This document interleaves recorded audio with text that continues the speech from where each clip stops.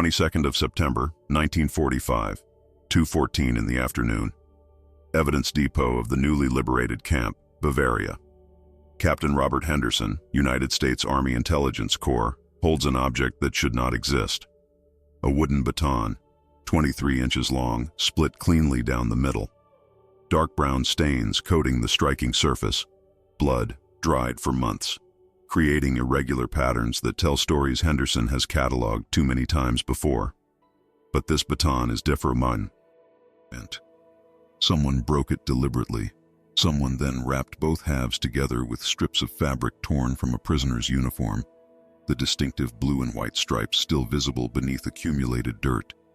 Someone preserved this carefully, reverently even, attaching a handwritten tag in 2 languages, German and Polish. The German reads, Beweis der Unmöglichkeit, evidence of the impossible. The Polish reads something Henderson's translator will later tell him means, the day hatred lost. Beside the baton, 3 reports from the same incident. German military documentation, Polish prisoner testimony, British medical assessment. All 3 agree on facts that Henderson's training tells him cannot coexist. A prisoner saved his torturer, not in a moment of confusion, not under duress, deliberately, consciously, while under active bombardment, when letting the man die would have been the easiest thing in the world. Henderson reads the first line of the Polish testimony, handwritten in C. Full English. I hated Oberscharführer Steiner for 62 days. On the 63rd day, I carried his unconscious body 240 meters through Soviet artillery bombardment to save his life. I do not know why. What Captain Henderson did not know, as he stood in that depot with afternoon light filtering through shrapnel-torn walls, was that he was cataloging the moment when humanity proved stronger than documented, quantified, witnessed hatred, and that no tribunal, no system of justice, no framework of revenge or forgiveness would ever adequately explain what happened in those 240 meters. 13th, 1945, Henderson first had to understand the mathematics of the preceding 62 days, the numbers that should have made mercy unthinkable. 12-hour shifts, 6 days a week. The camp's commandant, Sturmbannführer Werner Koch, ran operations with mechanical efficiency, production quotas, caloric intake calculated to the gram, punishment schedules posted publicly, everything documented, everything accounted for. In this system, Oberscharführer Klaus Steiner functioned as chief disciplinarian, 34 years old, former school teacher from Dusseldorf, joined the SS in 1939, believing, according to his own later testimony, that he was serving a higher purpose. By January of 1945, Steiner had conducted 372 disciplinary sessions, not interrogations seeking information, pure punishment for infractions, smoking, slowing production, speaking without permission. Each session meticulously documented in logbooks that Henderson would later examine with growing horror. Date, time, prisoner number, infraction, punishment applied, strikes delivered, duration, even notes on prine. Soner's condition afterward, the bureaucracy of brutality. MP needed a prisoner doctor, someone to keep workers alive enough to work, but not comfortable enough to hope. Tomasz Kowalski became that person. He set broken bones in the evening after 12 hours in the factory.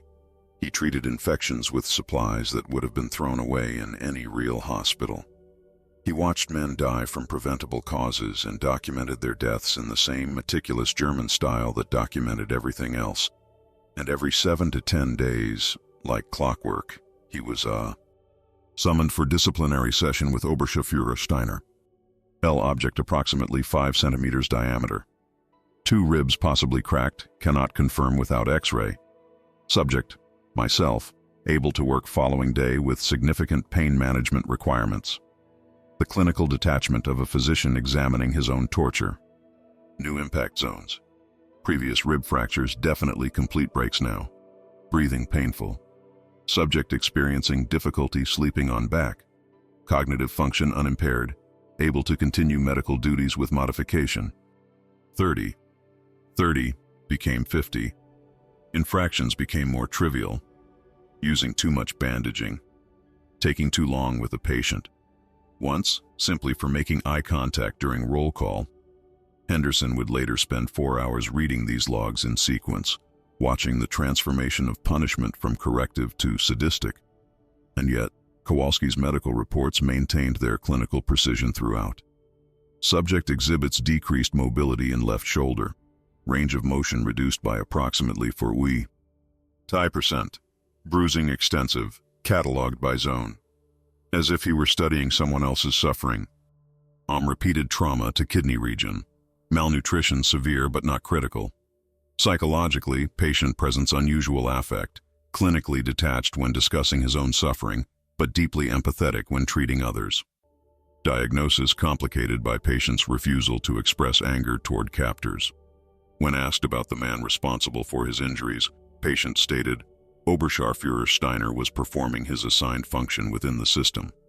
My anger is directed at the system, not the man. Psychiatrically concerning level of rationalization. Allied about the war, Klaus Steiner thought he was winning. March 12, 1945, 11:30 in the morning. A Wehrmacht supply convoy arrived at the camp, 3 trucks bearing materials for the munitions factory. Standard delivery, except for one detail that several prisoners noticed. The trucks were burning high-grade gasoline. Not the synthetic fuel Germany had been using for 8 months. Real petroleum, refined to military specifications. Enough to run 3 5-ton trucks for 200 kilometers. Feldwebel Hans Becker, one of the regular guards at Stalag 7A, would later testify. We hadn't seen real gasoline since July of 1944. Everything was ersatz, synthetic fuel made from coal. It worked, barely, but everyone knew what it meant. We were running out, so when those trucks pulled in burning real petrol, some of us started asking questions. Where was this coming from? If they had this much real fuel, why were tanks on the Eastern Front breaking down? Why were Luftwaffe planes grounded for lack of aviation fuel? The questions went unanswered, but they planted seeds. Re-war, we joke. German efficiency means they document their own defeat. Now I see, is truth. They count everything. Count bullets, count shells, count bodies. They know exactly how much they lose. Cannot lie to numbers. At the time, Kowalski dismissed it as fever talk. Later he would realize Volkov had articulated something profound. The system's greatest strength, its meticulous documentation, had become its psychological weakness. Every German officer could see the numbers declining. Production down, losses up, resources dwindling, and yet officially, victory was always imminent. The cognitive dissonance was destroying morale more effectively than any Allied weapon. Toward 40,000. The numbers told a story that official pronouncements denied. Steiner knew the war was lost, but like thousands of other German soldiers in those final months, he continued performing his function within the system because he did not know what else to do. Deviation meant chaos. Chaos meant confronting the abyss. So he continued administering punishment with meticulous precision, documenting everything, pretending that maintaining order in a prison camp somehow mattered. And the entire Reich was collapsing. The morning of March 13th, Steiner conducted his 63rd disciplinary session with prisoner 4728. Infraction, using German medical supplies to treat a Polish prisoner's infected wound instead of letting the infection run its course as official policy dictated. 40 strikes. Methodical. Professional. Documented. Tomasz Kowalski's medical report from that evening, written with assistance because his right hand had sustained direct trauma.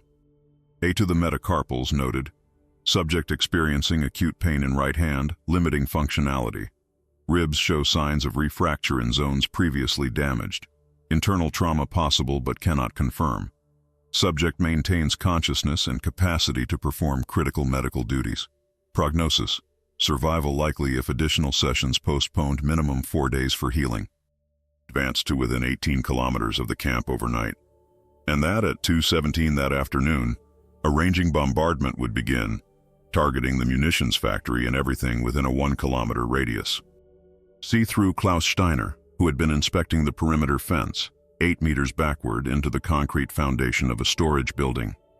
His head struck the corner of the foundation at an angle that fractured his skull in 3 places and caused immediate internal hemorrhaging. He lost consciousness instantly. Tomasz Kowalski, in the camp infirmary 70 meters away, felt the explosion rattle the building's wooden frame. He knew immediately what it was: Soviet 122mm air artillery, distinctive sound, devastating at close range. His medical training engaged before his survival instinct. Casualties would be coming. He began preparing the limited supplies he had: bandages torn from old uniforms, surgical tools sterilized in boiling water, morphine carefully hoarded from tiny allocations. The second shell struck 18 seconds later. Closer. The third, 11 seconds after that. Closer still. The Soviet gunners were walking their fire toward the factory, using the CIP amp as an aiming point. Standard artillery doctrine. The fourth shell would likely hit the infirmary directly. Kowalski had perhaps 30 seconds to evacuate. He stayed. The next shell would certainly kill him. He had covered perhaps 15 meters when he saw Oberscharführer Klaus Steiner. The man was lying motionless beside the storage building's foundation, head twisted at an unnatural angle, blood pooling beneath his skull. Unconscious or dead, impossible to tell from a distance. Kowalski stopped running. Later, when questioned by British intelligence, by American investigators, by doctors and psychiatrists and journalists, he could never adequately explain why he stopped. He would say things like, "I was a physician before I was a prisoner," or, "Leaving him would have made me like them," or most tellingly, "In that moment, I was not choosing to save Steiner. I was choosing not to become someone who could watch another human being die when I had the skills to prevent it." None of these explanations satisfied questioners. They were too abstract, too philosophical. They wanted a reason that made narrative sense. Hero saves villain who then repents. Prisoner earns freedom through mercy. Some transaction that balanced the moral equation. But there was no transaction. There was only a choice made in less than 2 seconds: continue running to safety, or stop and attempt to save the man who had tortured him 62 times over 73 days. Sideways, but he maintained his footing. He reached Steiner, dropped to his knees, assessed injuries with the same clinical efficiency he had documented in reports about his own torture. Skull fracture, severe. Bleeding from ears indicating intracranial hemorrhage. Breathing shallow but present. Pulse weak but detectable. Prognosis: death within 10 to 15 minutes without intervention. Survivable if moved to shelter and provided emergency treatment. The fourth shell impacted the infirmary KO. Kowalski had evacuated 17 seconds earlier, obliterating it completely. The fifth shell struck the camp's main building. The Soviet gunners had found their range. The next barrage would systematically destroy every structure in the camp. Kowalski had perhaps 60 seconds before the bombardment became continuous. He could not carry Steiner the 200 meters to the tree line in 60 seconds, but there was a partially collapsed drainage culvert 30 meters away, concrete construction, potentially survivable. He hooked his arms under Steiner's shoulders and began dragging him. 40 kilograms of dead weight plus full uniform and equipment. Kowalski weighed 58 kilograms after months of malnutrition. His ribs, fractured that morning by Steiner's baton, made every breath agony. His right hand, traumatized metacarpals, could barely grip. He dragged Steiner 1 meter, 2 meters, 5 meters. A shell impacted behind him, 10 meters, 15 meters. His vision began to gray from pain and oxygen deprivation. 20 meters, 25 meters.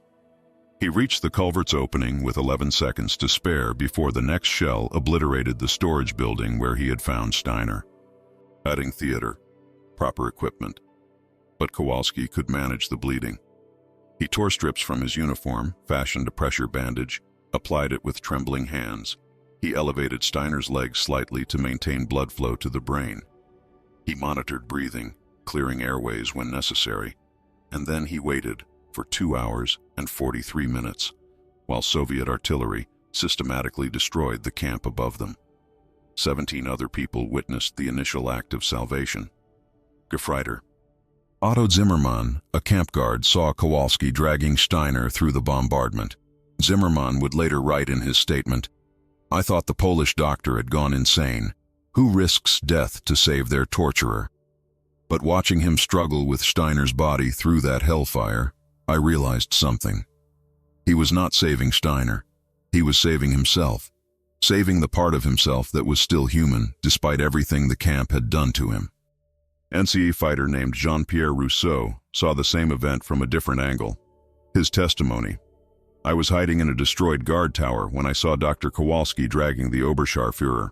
My first thought, he is taking revenge, dragging the body to desecrate it.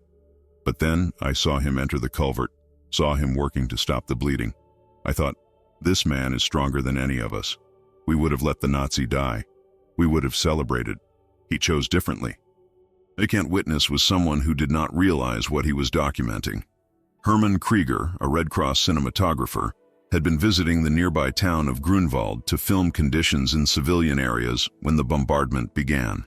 His instinct, trained through 3 years of documenting war, was to start filming. He captured 17 minutes of footage that day.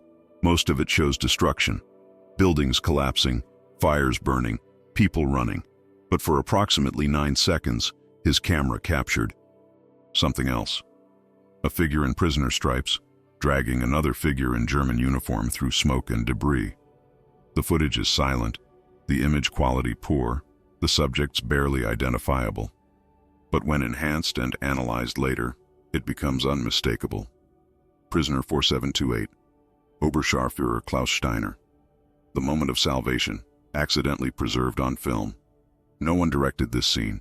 No one orchestrated it for propaganda purposes. It simply happened, and someone happened to be filming. The randomness makes it more powerful than any staged recreation could ever be. And confused and disoriented from the head injury. According to Kowalski's later testimony, their first exchange was surreal in its banality. Steiner opened his eyes, saw Kowalski's face, and said, "4728, why?" Not a question, a statement of incomprehension. Kowalski replied, "Because if I let you die, I become what you are." Steiner lost consciousness again shortly after. He would drift in and out of awareness over the next 3 hours, each time seeing Kowalski still there, while providing care, still choosing mercy over the revenge that 62 sessions of torture made utterly justifiable. Took charge of both men. He treated Kowalski first.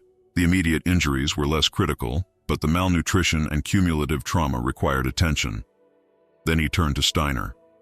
Kowalski, from his cot, said, "The head wound requires surgery within 48 hours or permanent brain damage becomes likely.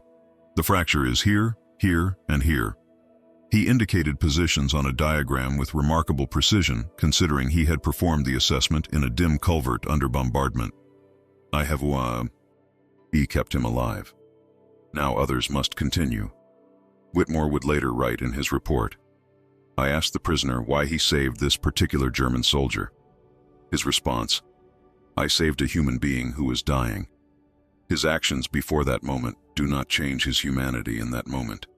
I then informed him that this German soldier was responsible for the documented torture that had left the prisoner with permanent disabilities.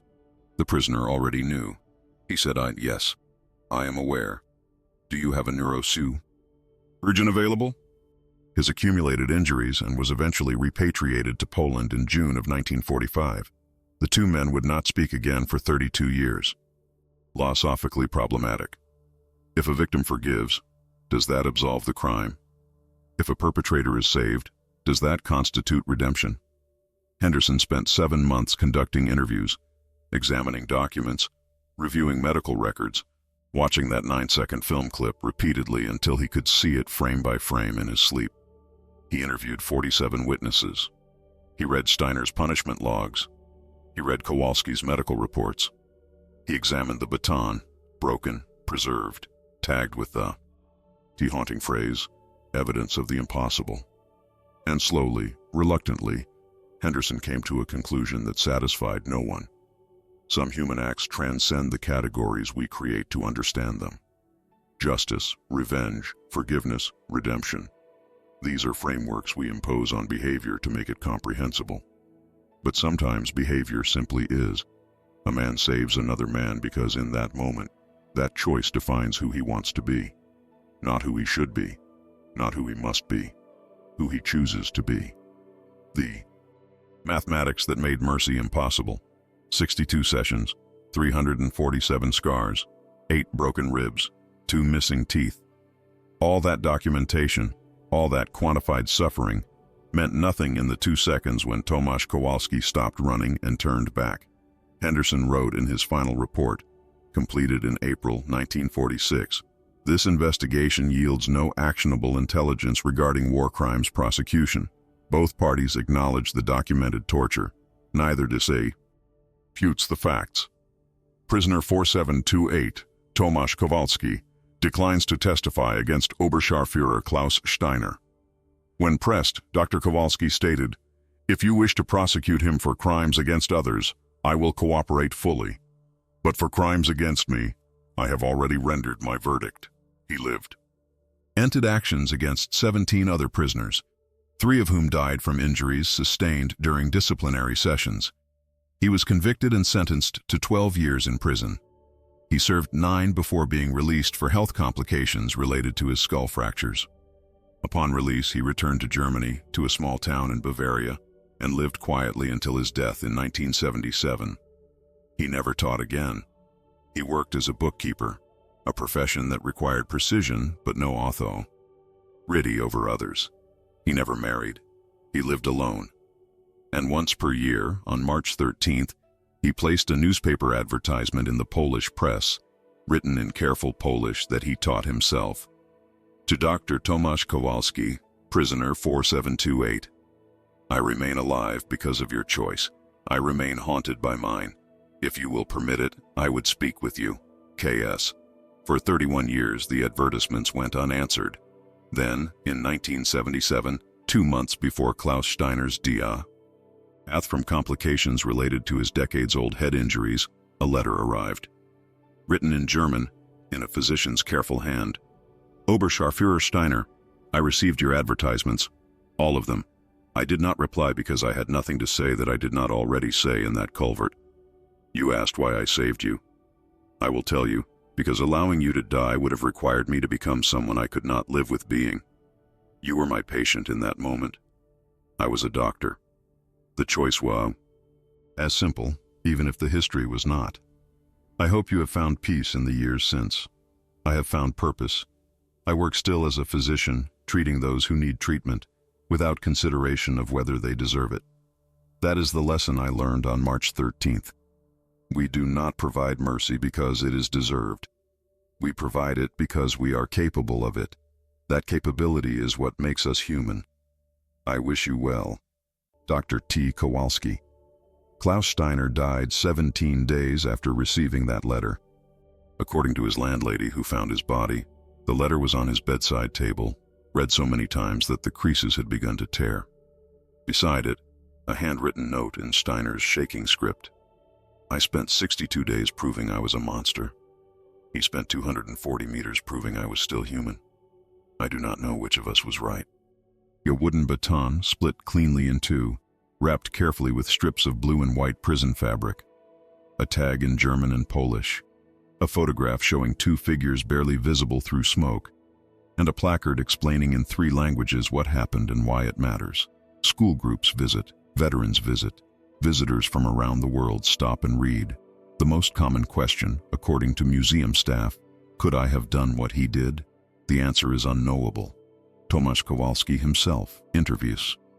Eude in 1993 at age 79 said, "People ask if I forgave him. I tell them, forgiveness assumes a relationship where one party wronged another and seeks absolution. We had no relationship. He was a function of a system. I was a victim of that system.